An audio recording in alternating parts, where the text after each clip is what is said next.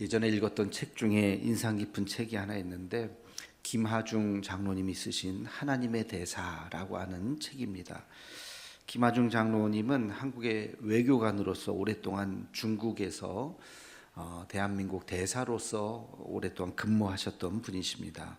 근데 그분은 자기가 대한민국의 대사이기도 하지만 동시에 신앙이 좋으셨던 분이었기 때문에 하나님 나라의 대사다라는 생각을 가지고 어떤 일이든지 이 두 가지의 기준을 가지고 행했다고 합니다. 한 번은 중국에서 사스라는 전염병 아시죠? 사스가 이렇게 한참 퍼지고 있었을 때 많은 대사관들이 자기네 나라로 다 철수하게 되었습니다. 한국의 대사들도 이제 철수해야 되는 거 아니냐 하는 그런 이야기가 막 나왔을 때 이 김하중 대사가 하나님 앞에 이렇게 기도합니다. 하나님, 저는 이 나라에 대한민국의 대사로 와 있기도 하지만 동시에 하나님 나라의 대사로 일했습니다. 지금 이런 상황인데 어떻게 해야 될까요? 기도했더니 하나님의 분명한 음성이 들렸다고 합니다. 떠나지 말고 그곳에 남아라. 그래서 다른 나라의 대사관에서는 다 자국으로 다 도망을 갔는데 우리 한국의 대사관에서는 다 남아서 중국과 협력을 하고 그 대사관을 지키고 또 한국 교민들을 잘 돌보는 일을 했다고 합니다. 그 결과가 어떻게 됐을까요? 중국이 한국을 굉장히 신뢰하는 그러한 일이 있었고 그 이후에 굉장히 협조적으로 이 김하중 대사가 있었을 때 아주 관계가 좋았다는 이야기를 했습니다. 이 책에서 그는 이렇게 이야기합니다. 나는 일국의 대사이긴 하지만 또한 하나님께서 보내신 하나님 나라의 대사라고 하는 책임감을 가지고 일했습니다. 우리 모두는 하나님 나라의 대사라는 생각을 가지고 사명을 다해야 합니다.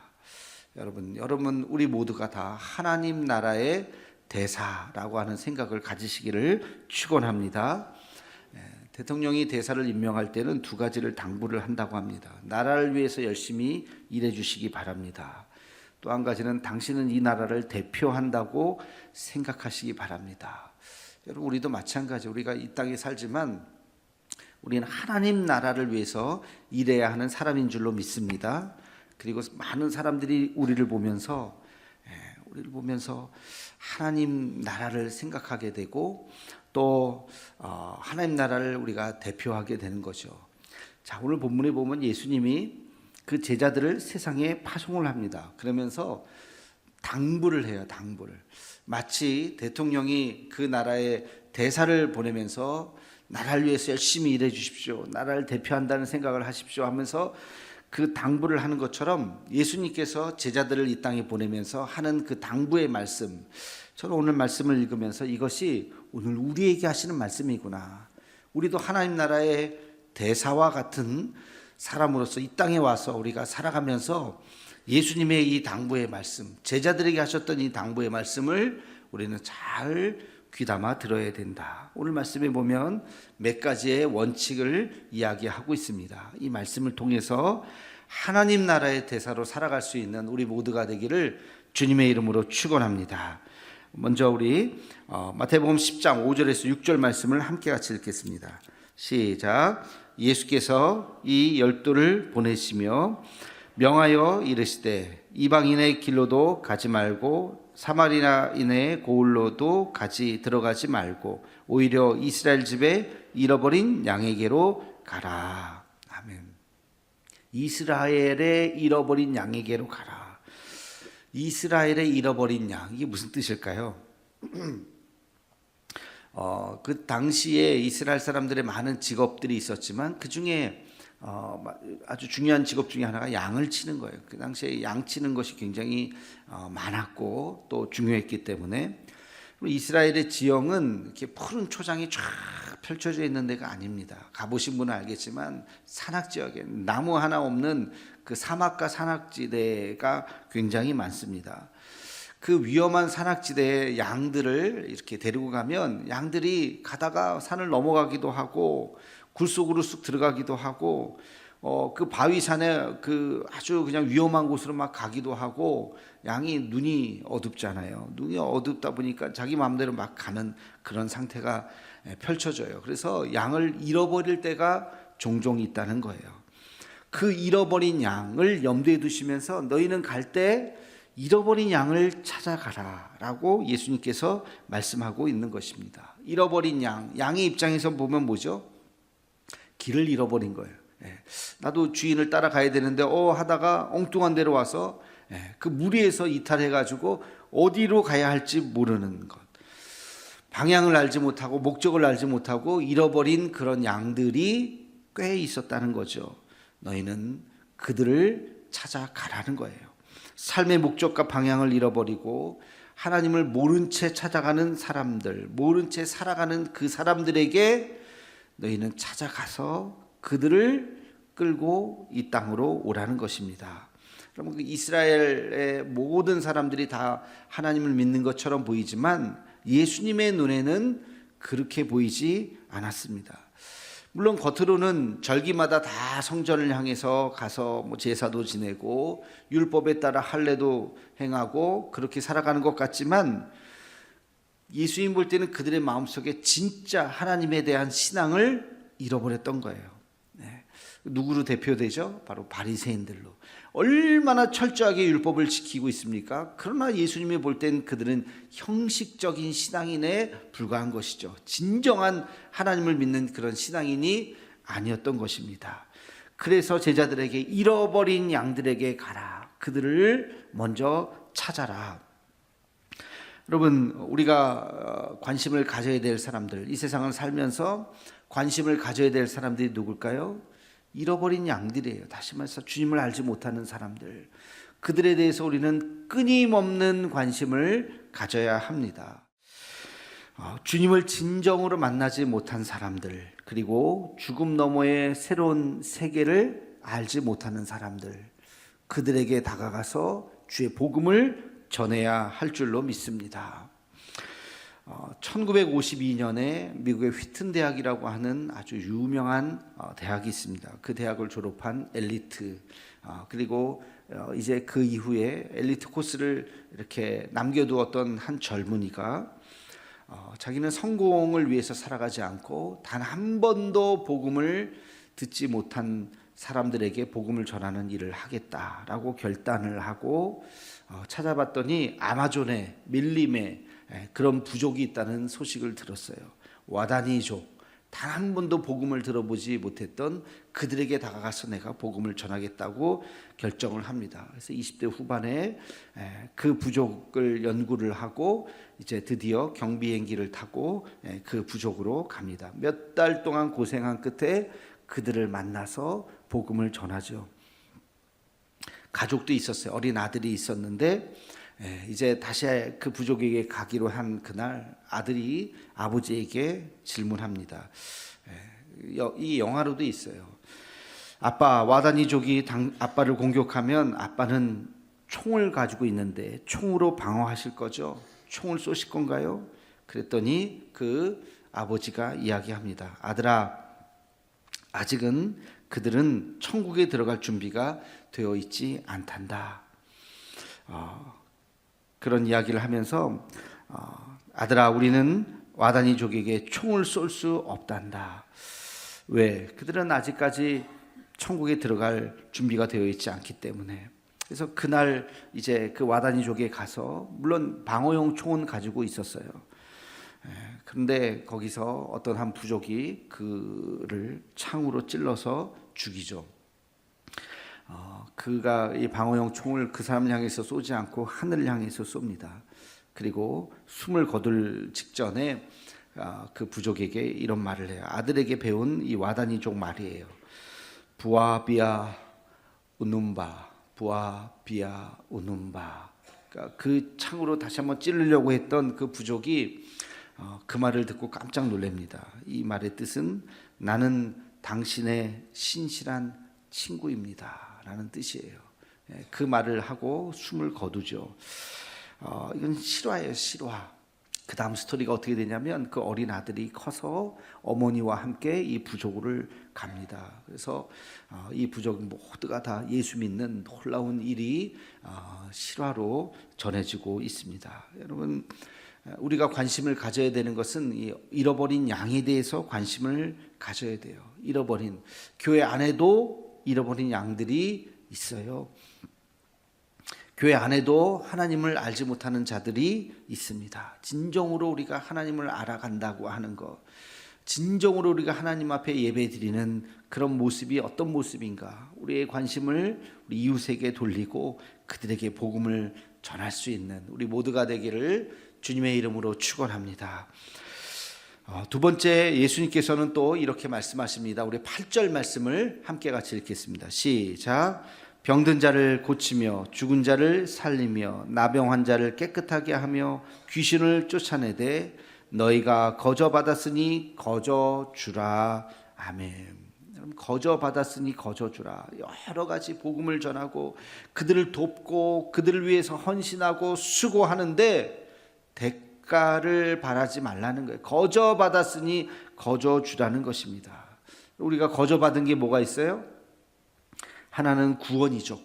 구원은 우리가 거저 받았습니다. 에베소서 2장 8절에 보면 이런 말씀이 있습니다. 함께 읽겠습니다. 너희는 그 은혜에 의하여 믿음으로 말미암아 구원을 받았으니 이것은 너희에게서 난 것이 아니요 하나님의 선물이라. 아멘. 구원 때문에 우리가 할 수 있는 일은 아무것도 없어요. 내가 무엇을 하여야 구원을 얻을 수 있습니까? 아무것도 아니에요. 하나님이 그냥 주시는 선물이에요. 그 주신 선물을 받기만 하면 되는 거예요. 그게 구원이죠. 거저받은 구원. 또 한 가지가 있습니다. 거저받은 은혜. 하나님이 주시는 은혜는 거저 주는 거예요. 거저. 노력해서 받는 것이 아니에요. 하나님은 날마다 매일매일 우리에게 은혜를 베풀어 주십니다. 구원은 인생에 한 번이지만 은혜는 날마다 주시는 거예요. 오늘도 이 자리가 하나님이 베풀어 주시는 은혜의 자리인 줄로 믿습니다. 하나님께서 우리에게 날마다 주시는 그런 은혜가 있어요. 그래서 그 은혜를 받은 은혜를 내 이웃과 함께 같이 나눠야 돼요. 내 이웃과 함께 같이 베풀고 나누고. 신앙생활 하다 보면 내가 조금 가진 거, 내가 조금 대단한 거를 생색내고 싶어하는 경우가 종종 있습니다. 뭔가를 이렇게 도우면서 뭔가를 하면서 생색내려고 하는 그런 마음. 여러분, 그것은 하나님이 주는 마음이 아니에요. 그것을 우리는 자기의라 그러죠. 내가 한 걸 좀 티내고 싶어하고 뭔가를 자랑하고 싶어하는 마음.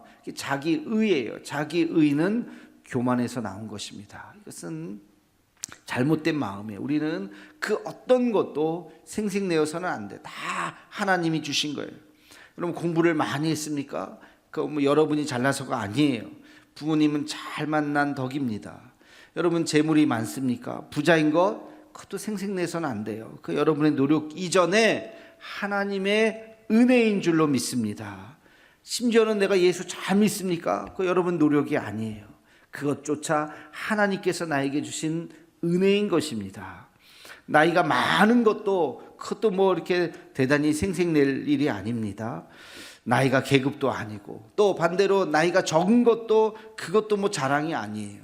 그 나이 다 거쳐서 다 어른이 되어 가는 거죠. 그러니까 우리가 그 어떤 것도 내게 가진 거 하나 하나님 앞에 또 사람들 앞에 생색낼 수 있는 것은 아니에요. 그냥 이 모습 이대로가 하나님의 은혜인 줄로 믿습니다.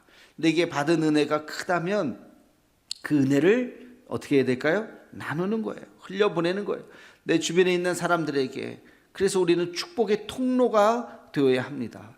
받은 은혜를 그냥 받기만 하면 어떻게 될까요? 받기만 하면 썩어요, 썩어. 여러분, 이스라엘의 지도를 한번 보시면, 지도 한번 보여주실래요? 지도 보면 저 위에 갈릴리 바다가 있어요. 어딘지 보이죠? 그리고 실같이 이렇게 내려오는 게 요단강이에요. 저 밑에 조금 더 큰 바다가 그게 사해입니다. 사해. 갈릴리로부터 저 위에서부터 물들이 내려와서 갈릴리 호수에 뭐 호수라고 하기도 하고 갈릴리 바다라고도 하는데 그 갈릴리 바다에 이제 물이 모여서 쭉 요단강 따라서 내려가서 사해에 물이 머물고 있습니다. 근데 사해는 죽은 바다예요. 데드시입니다. 사해 말 그대로. 왜? 이 사해에서 바다가 어디를 흘러갈 데가 없어요. 저기는 그냥 머무는 거예요. 그래서 수증기가 다 증발하고 아주 짠 소금물만 남아 있습니다. 그래서 저기는 생명이 살지를 못해요. 물고기가 살지를 못해요. 그래서 저 바다를 죽은 바다라고 합니다. 그러면 저 바다가 주는 하나의 교훈이 있어요. 은혜를 받기만 하고 그것을 흘려보내지 않으면 다 죽는다는 것입니다. 우리가 하나님께 받은 은혜가 있어요. 그 은혜를 감사하면서 우리 주변의 사람들에게 나눠줘야 돼요. 거저 받았으니 거저 주어야 하는 것입니다. 그 어떤 것도 생색내어서는 안 돼요. 그럴 때 우리의 생명이 살아있게 되는 것이죠. 우리가 이 말씀을 하나 기억해야 됩니다. 주는 자가 받는 자보다, 그 다음 말씀 뭐예요? 복되도다. 누가 더 복되다고요? 주는 자가 더 복되도다. 거저 받았으니 거저 주면 하나님께서 그 빈손을 채워주시는 줄로 믿습니다. 갈릴리 바다처럼 흘려보내는 바다가 되어야지 여러분 사해처럼 받기만 하고 가만히 머무는 그런 바다가 되어서는 안 되는 것이죠. 자, 우리 함께 또 12절 말씀을 같이 한번 읽도록 하겠습니다. 시작. 또 그 집에 들어가면서 평안하기를 빌라. 예수님께서 그 제자들을 보내면서 또 한 가지 당부를 하는데 그 집에 들어가면 평안하기를 빌어라 라고 말씀하십니다. 평안, 여기서 이 평안은 샬롬입니다. 샬롬이라고 하는 것은 가득 찼다, 충만하다 그런 뜻이에요. 가득 찬 상태. 뭘로 가득 찰까요? 하나님의 영으로 가득 찬 상태, 기쁨으로, 은혜로 가득 찬 상태.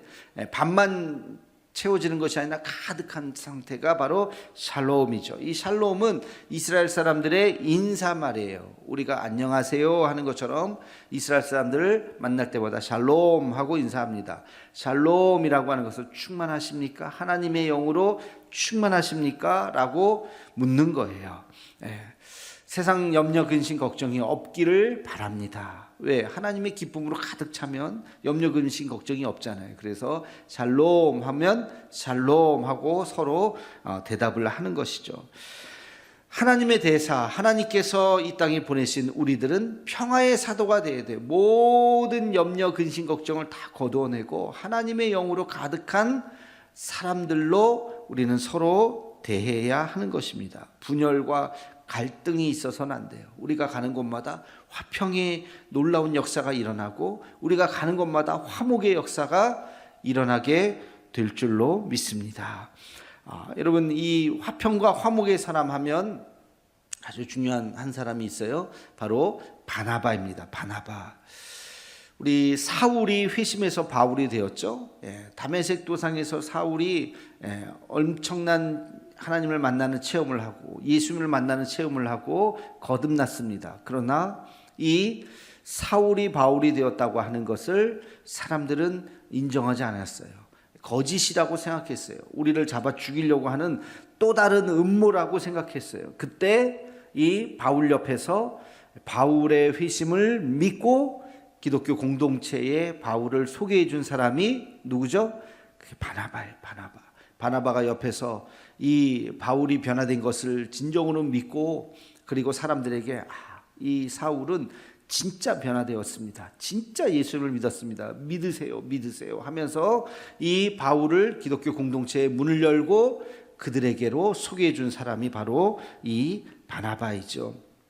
그럼 바나바는 초대교회에서 엄청난 일을 행한 거예요. 그가 뭐 어떤 기적을 베풀거나 뭐 엄청난 대단한 사역을 한 것은 아니지만 이 사울을 믿어줬다고 하는 이 사실, 사울이 바울이 되었다고 하는 이 놀라운 사실을 기독교 공동체에 소개해 주었다고 하는 이 사실은 엄청난 결과를 가져오게 되었던 것이죠.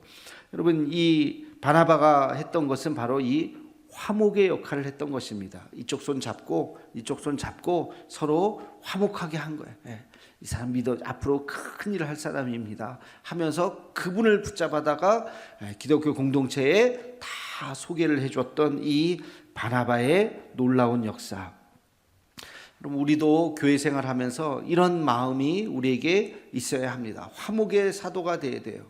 누군가를 만났을 때 그들의 연약함, 또 그들의 염려, 근심, 걱정을 다 벗겨내고 정말 하나님께서 당신과 함께 할 것이다, 두려워하지 마셔라, 하나님이 당신을 도울 것입니다 하면서 그들의 마음속에 샬롬의 역사를 간구하는 그런 역할, 그것이 우리 모두의 역할이 되어야 할 줄로 믿습니다.